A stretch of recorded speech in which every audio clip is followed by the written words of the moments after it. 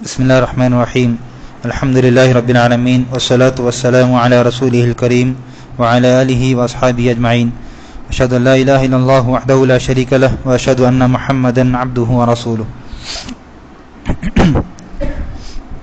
نجس چیزوں کے تعلق سے ہم کئی دروس میں سنتے آ رہے ہیں۔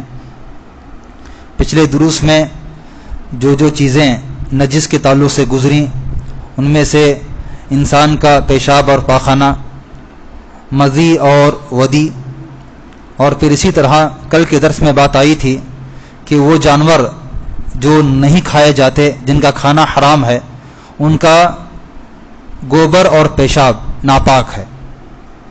اسی طرح نجس میں سے کتے کا تھوک نجس ہے،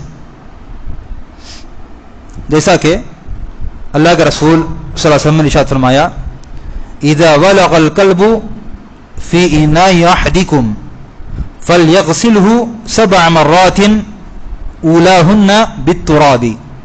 ابو ہریرہ رضی اللہ عنہ بیان فرماتے ہیں کہ اللہ کے رسول صلی اللہ علیہ وسلم نے ارشاد فرمایا جب تمہارے برتن میں کتا منہ ڈال دے تو اس برتن کو 7 مرتبہ دھونا چاہیے، پہلی مرتبہ مٹی سے دھونا چاہیے۔ تو پتہ چلا کتے کا تھوک نجس ہے، اسی لیے اللہ کے رسول صلی اللہ علیہ وسلم نے برتن کو دھونے کا حکم دیا ہے۔ ایسے ہی اگر کتے کا تھوک ہمارے کپڑوں پہ لگ جائے، ہمارے بدن پہ لگ جائے، تو ان کپڑوں کو، بدن کے اس حصے کو دھونا ضروری ہے اگر کتے کا تھوک اگر لگ جائے۔ یاد رکھیں کتے کا تھوک نجس ہے لیکن کتے کا جسم نجس نہیں ہے۔ اگر کتا ہمارے جسم پر لگ جائے، ہمارے کپڑوں پر اگر لگ جائے تو ہمارے کپڑے گندے نہیں ہوں گے، ہمارا جسم گندا نہیں ہوگا۔ کیوں؟ اس لیے کہ کتے کا تھوک کو شریعت نے نجس قرار دیا ہے لیکن کتے کے جسم کو شریعت نے نجس قرار نہیں دیا، اسی لیے کتے کا جسم نجس نہیں ہے۔ یہاں جب کتے کا ذکر آیا تو یہ بات بھی کرنا مناسب ہے، اس بات کو یاد رکھیں کہ کتا پالنا یہ حرام ہے اور کبیرہ گناہ ہے۔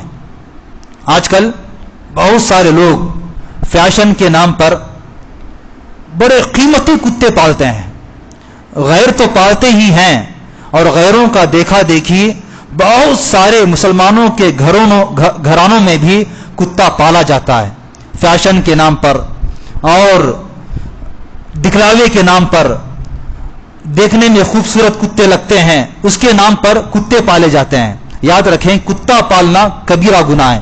حدیث دیکھیے، بخاری کی روایت ہے، ابو ہریرہ رضی اللہ عنہ بیان فرماتے ہیں کہ نبی کریم صلی اللہ علیہ وسلم نے ارشاد فرمایا من امسک کلبا، جو کوئی بندہ کتے کو پالے گا، فإنه ينقص كل يوم من عمله قيراط، اس کے اعمال میں سے ہر دن ایک قیرات کم ہوتے جائیں گے، اس کے نام اعمال میں اس کی نیکیاں ایک قیرات ہر دن کم ہوتی جائیں گی۔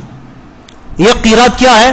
جیسا کہ دوسری حدیث سے پتا چلتا ہے کہ یہ قیرات احد پہاڑ کے برابر ہے، یعنی اگر ہم احد پہاڑ کے برابر بھی اگر ہماری نیکیاں ہوں گی تو ہر دن ہماری نیکیاں کم ہوتی جائیں گی۔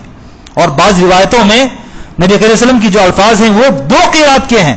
کوئی بندہ اگر کتا پالتا ہے تو اس کے 2 قیرات ہر دن کم ہوتے چلے جاتے ہیں، 2 قیرات، اس کی نیکیاں ضائع ہوتی چلی جاتی ہیں، نیکیاں ختم ہوتی چلی جاتی ہیں، سوائے اللہ کے رسول نے فرمایا بکلب صید، ہاں اگر کوئی بندہ کتا پال سکتا ہے تو شکاری کتا پال سکتا ہے شکار کرنے کے لیے۔